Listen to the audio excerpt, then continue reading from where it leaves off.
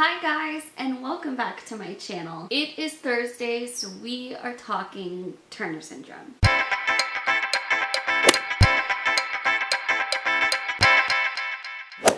For this week, I actually have a little bit of a different video. I wanted to talk about something I got in a comment. And this was a comment very specifically about their situation, but I thought it might be something other people would wonder about, would be curious about, and so I thought I'd do a whole video on it. I got a comment that had two questions in it. The first one was, if I'm taking a multivitamin that has calcium in it, do I also need to take calcium along with it? Like, do you need to take another form of calcium and have extra calcium you're taking? So my response to this is going to be situational. The first thing I would say is check what your recommended daily intake of calcium is. So whether that's looking it up, whether that's asking your doctor how much they think you should be taking every day, and see if the amount of calcium in your multivitamin has that amount or not. A lot of them only have like 50% of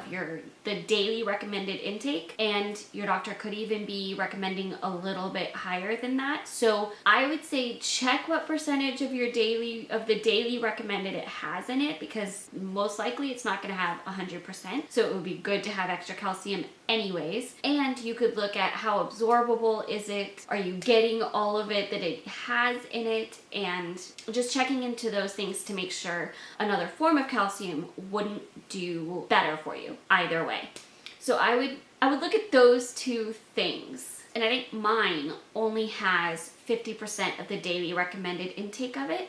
So that is definitely something I have had to think about. The second question was about neck reconstruction. So I've told my story about having 2 surgeries on my neck. You guys see the scars all the time. They're really bad. Like, I think I'm gonna make a doctor's appointment soon as things calm down enough for me to have them look at helping me take care of the scars, because the scars have gotten so much worse. And yeah, so side note to mine, I'm probably making a doctor's appointment to try to take care of them soon, because I just have a lot of scar tissue I'm dealing with. But anyways, the question was, would I recommend doing the neck surgery twice? And there are a lot of things to think about when you're trying to decide that, because I did it because I felt like I wanted to. I saw a dramatic difference between before surgery completely and after the first one. I saw that much more of a dramatic difference between the first one and the second one. And my doctor literally said he could not have pulled the skin any tighter.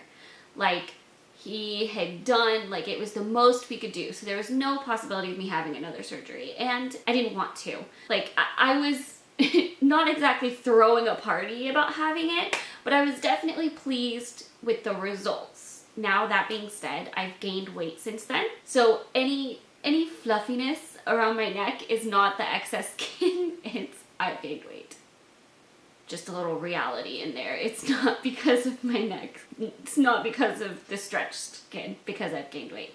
But I am happy I had 2. I have struggled with the scarring though a lot. I just naturally, my body tends to produce a lot of scar tissue from things. Like, it happens. I know you guys can see it on my ears too. That is all scar tissue from my ear piercings. And it's just something that my body does. So I've struggled with the scarring a lot. But I do still feel, I go back and forth with if I felt like it was worth it. I do feel like if I was gonna do it at all, doing it the most I could was beneficial. And I saw the difference, and I can still see the difference. So I do not regret the results at all, besides the scarring.